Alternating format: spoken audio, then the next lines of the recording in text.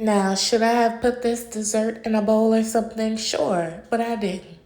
Welcome back to Misha's Corner. Today I'm going to show you how to make this salted caramel apple dump cake. So let's get into it.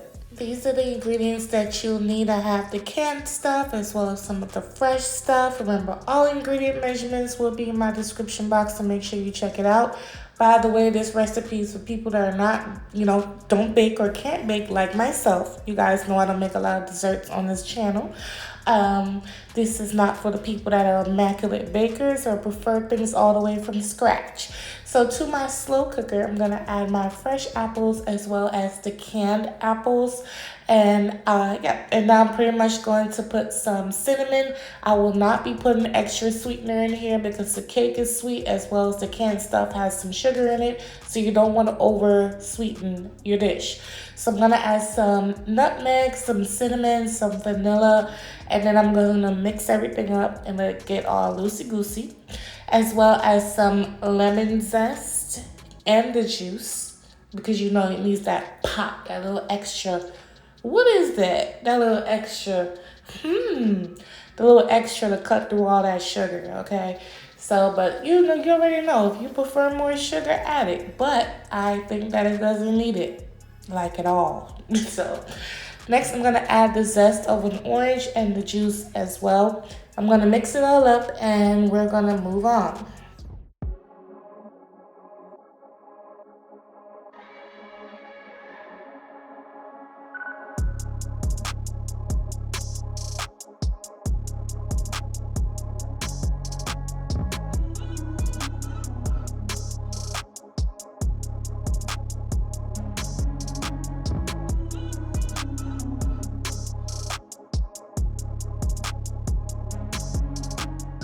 Now, what I like about these dump cake recipes is that they're very easy to make, and sometimes they turn out really, really well depending on the combo.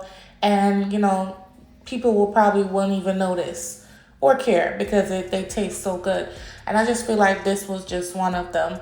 And you could just set this and forget it, especially if you're doing this around the holiday season. You got the mac and cheese going in the oven and you got the turkey going. You're like, oh my God, where am I going to cook my dessert? Look at this dumb cake, okay? Right in the slow cooker.